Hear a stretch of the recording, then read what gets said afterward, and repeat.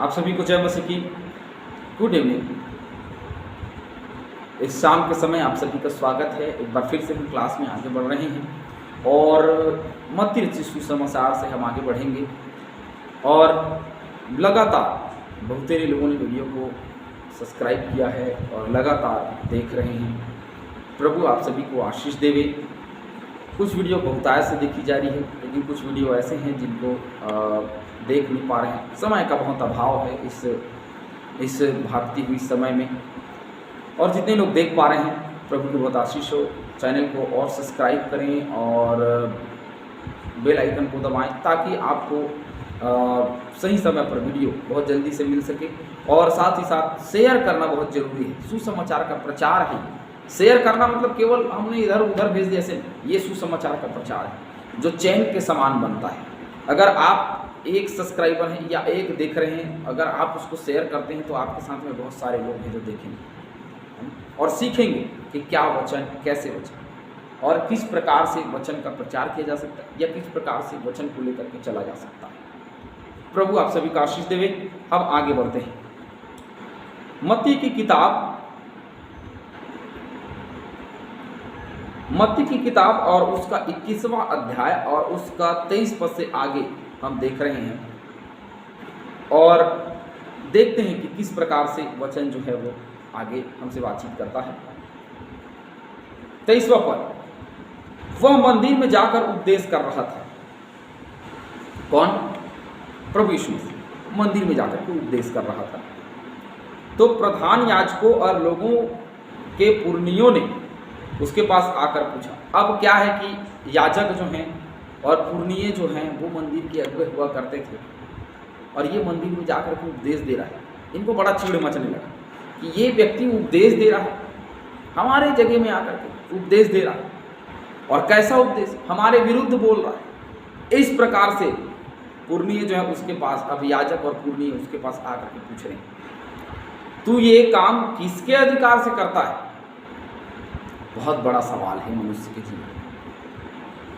अधिकार, किसका अधिकार है? किसने तुम्हें अधिकार दिया या किस तरीके से तुमने अधिकार पाया और कहां से तुमने अधिकार पाया? याकूब को मिला इसहाक से आशीष के रूप में सारा अधिकार। ठीक वैसे ही यहाँ कह रहा कि तुम्हें किसने अधिकार दिया है कि तुम मंदिर में खड़े होकर के प्रचार करो? ना तुम याजक हो, ना पुरनिय हो, ना तुम यहाँ महायाजक। तुम हो कौन?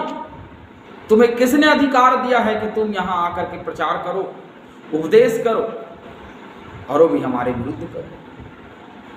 और तुझे यह अधिकार किसने दिया? तू ये काम किसके अधिकार से करता है? और दो सवाल, किसके अधिकार से करता है और ये अधिकार तुझे किसने दिया? दोनों एक ही सवाल है। किसके अधिकार से करता है? क्या अधिकार है तेरे पास? किसने तुझे अधिकार दिया ऐसा कि तू ऐसा उपदेश करे? ये सवाल है। प्रेरितों के काम निकालेंगे।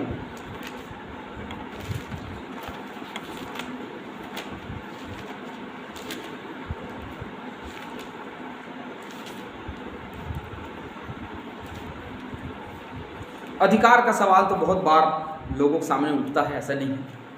और ये अधिकार का सवाल बहुत ही समस्या ग्रसित है। प्रेरितों के काम 4:7, वे उन्हें बीच में खड़ा करके पूछने लगे कि तुमने यह काम किस सामर्थ से और किस नाम से किया है? पतरस और यूहन्ना को महासभा के सामने रखा गया और उन्होंने ये सवाल किया। महासभा की ओर से सवाल आया कि तुम किसके सामर्थ्य से और किसके नाम से ये सब कर रहे हो? 7:27 भी देखते हैं सीधा। परंतु जो अपने पड़ोसी पर अन्याय कर रहा था उसने उससे कहा, यह कहकर हटा दिया, उसने उसे यह कहकर हटा दिया, तुझे किसने हम पर हाकिम और न्यायी ठहराया है? ये बात है कि तुम्हें किसने हाकिम ठहराया, तुम्हें किसने महायाजक ठहरा दिया, तुम्हें किसने पुरनिया ठहरा दिया कि तुम मंदिर में आकर के उपदेश दो? यीशु मसीह का उत्तर। यीशु ने उत्तर दिया। देखिए, हमसे पूछा जाता है किस अधिकार से, हम टेंशन हो जाते हैं। और क्रोध में आ जाते हैं, अरे हमें ये अधिकार मिला, ये ऐसा वो ऐसा, और दुनिया भर की बहुत सारी बातें हम कहने लगते हैं, जिसके वजह से हमारी समस्याएं विवाद में तब्दील हो जाती हैं और हम विवाद में घिर जाते हैं। अरे इस स्थान में तुम्हें किसने अधिकार दिया ऐसा? अरे मालिक ने कहा, कुछ नहीं बोलते, अरे तुम्हें किसने बोला, तुम कौन होते हो बोलने वाले? इस प्रकार से बोलने लगते हैं और दोनों डटा डीटी में झगड़ा हो जाता है ना। लेकिन यीशु मसीह का उत्तर सुनो। यीशु ने उनको उत्तर दिया, मैं भी तुमसे एक बात पूछता हूँ। तुमने तो पूछ लिया भैया किसके अधिकार से, मैं भी तुमसे एक बात पूछने वाला। यदि वह मुझे बताओगे तो मैं भी तुम्हें बताऊंगा कि ये काम किस अधिकार से करता। तो तुम मेरी एक बात जो तुमने पूछा ठीक है मैं बताऊंगा, लेकिन मैं भी एक बात पूछना चाह रहा हूँ, उसको बता दोगे तो मैं सारी बातें तुम्हें बता दूंगा कि किसके अधिकार से मैं ये सारी चीज़ें कर रहा हूँ। तो नॉर्मली प्रभु यीशु मसीह क्रोध में, परंतु बिल्कुल शांत स्वभाव से उन्होंने साफ सुथरे तरीके से उनको उत्तर देने का सोचा, और ये उत्तर दे रहे हैं और उत्तर देना कह रहे हैं कि यदि तुम मुझे एक बात बताओगे तो मैं तुम्हें बताऊंगा कि ये काम मैं किस अधिकार से कर रहा हूँ। 25वां पद, यीशु ने यूहन्ना का बपतिस्मा कहाँ से था? सवाल का उत्तर दीजिए। यूहन्ना का बपतिस्मा कहाँ से था? स्वर्ग की ओर से या मनुष्य की ओर से?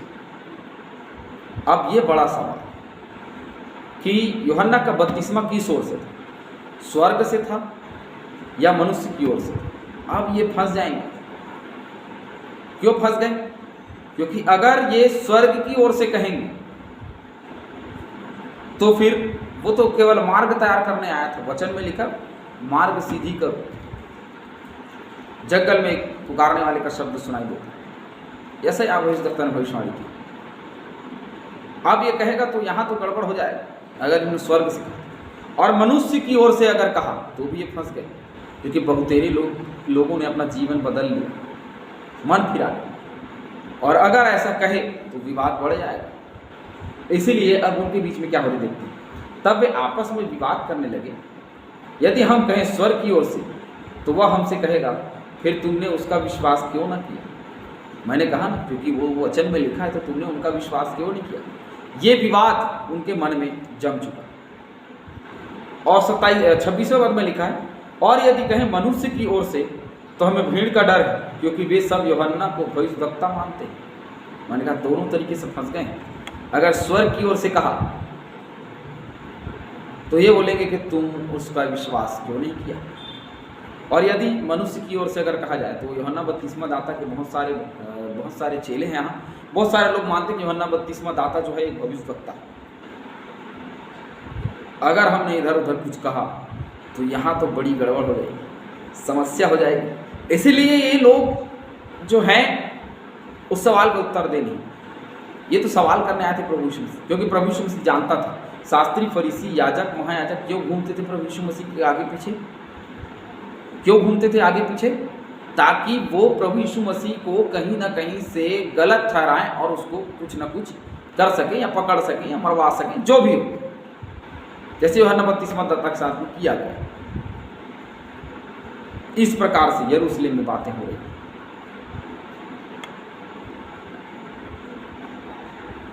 मत्ती 11 का 9 निकालेंगे।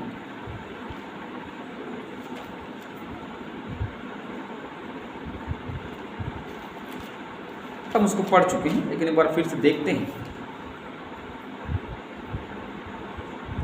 तो फिर क्यों गए थे? क्या किसी भविष्यद्वक्ता को देखने को? हाँ, मैं तुमसे कहता हूं कि भविष्यद्वक्ता से भी बड़े को। तुम केवल भविष्यद्वक्ता को देखने नहीं गए थे, उससे बड़े को देखने गए थे, वो प्रभु यीशु मसीह।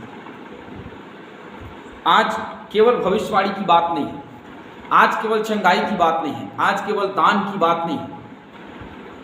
आज प्रभु यीशु मसीह के हमारे जीवन में अधिकार की बात है। प्रभु यीशु मसीह का हमारे जीवन में कितना अधिकार है और कहाँ तक अधिकार है, ये जानना बहुत जरूरी है। प्रभु यीशु मसीह का कहाँ तक अधिकार है हमारे जीवन में? मैं सोचता हूँ खुद से ज़्यादा, जो हम हैं उससे कहीं ज़्यादा। उसका अधिकार हम पर बनता है, जो कि उसने अपने खून को देकर हमें मोल लिया, हमें खरीद लिया। हम खरीदे हुए लोग हैं मेरे प्रिय। हम खुद के हैं, हम स्वतंत्र हैं, या हम ये कहें कि हम ही सब कुछ हैं और हमने ही अपने आप को स्थिर किया? बिल्कुल।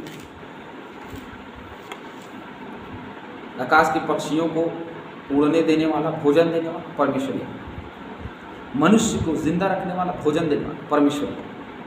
आज जो हमारे पास में है, कल हो सकता है कि ना रहे, और आज जो हमारे पास में नहीं है, हो सकता है कि कल हमारे पास में रहे।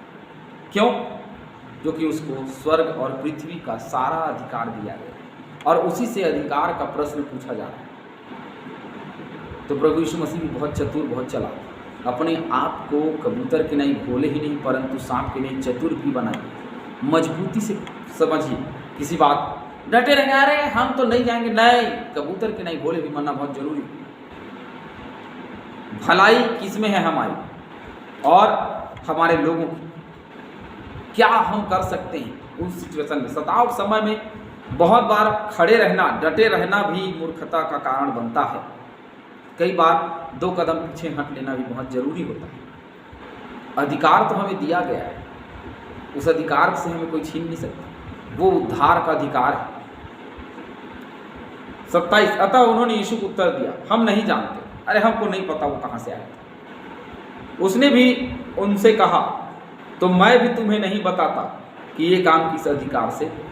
तुम जब तक नहीं बताओगे कि वो कहाँ से था, तब तक मैं भी तुमको नहीं बता सकता। क्योंकि जो सिचुएशन में तुम हो, वही सिचुएशन में मैं स्वर्ग का नहीं कह सकता इस वक्त, या पृथ्वी का भी नहीं कह सकता। अगर स्वर्ग का कहूँगा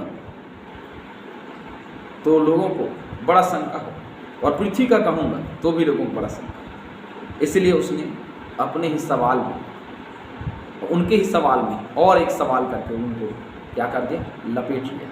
और वे कुछ समझ नहीं पाए। उन्होंने कहा कि हमको नहीं पता, क्योंकि वो तो फंस गए थे, है ना।